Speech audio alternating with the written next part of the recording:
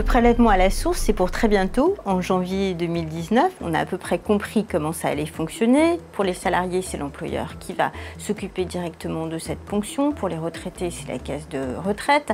Pour les indépendants, eh bien, ça sera prélevé directement par l'administration sur le compte bancaire. Et on nous a beaucoup vendu cette innovation en nous expliquant que ça allait faciliter notre gestion de trésorerie. Est-ce que c'est vrai ?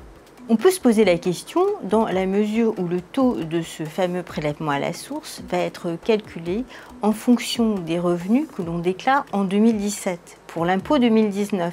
Ça fait quand même un décalage de 2 ans. Par le passé, c'était un décalage d'1 an. Alors où est le progrès? Eh bien, il est dans l'assiette, c'est-à-dire le montant auquel va s'appliquer ce fameux taux. Prenons un exemple. Imaginons que le taux soit de 20% et qu'il s'applique sur un salaire net de 10 000 euros. L'impôt sera de 2 000 euros par mois. Imaginons maintenant que votre revenu baisse et que votre salaire net ne soit plus que de 5 000 euros. Le taux, lui, ne va pas s'adapter immédiatement puisque l'administration fiscale ne sera pas au courant de ce changement. Donc ce taux de 20% restera le même, mais il s'appliquera à une assiette de 5 000 euros. Donc votre impôt va immédiatement être réduit puisqu'il ne sera plus de 2 000 euros, mais de 1 000 euros par mois, d'où un gain certain en termes de gestion de trésorerie. Pour les indépendants, l'avantage n'est pas évident puisque le prélèvement à la source s'applique sous forme d'acomptes mensuels ou trimestriels qui sont calculés sur les revenus de 2017. Mais en cas de problème, des adaptations sont possibles. Quand le taux sera-t-il réactualisé ?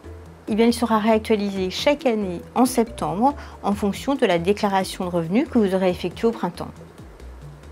Le taux peut-il être modifié en cours d'année? On a vu que grâce à l'adaptabilité du montant de l'impôt en fonction de l'assiette, la gestion de trésorerie était facilitée. Il peut être néanmoins parfois nécessaire d'adapter un taux trop élevé en cours d'année.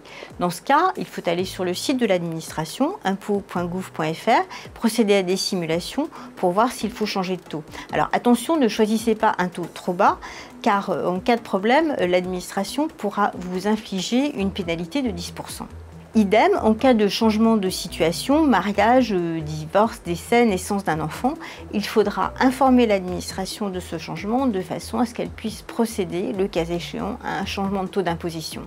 C'est vrai que le prélèvement à la source n'est pas toujours aussi facile à comprendre qu'on le souhaiterait, mais globalement, il devrait quand même faciliter la gestion de trésorerie de beaucoup de contribuables.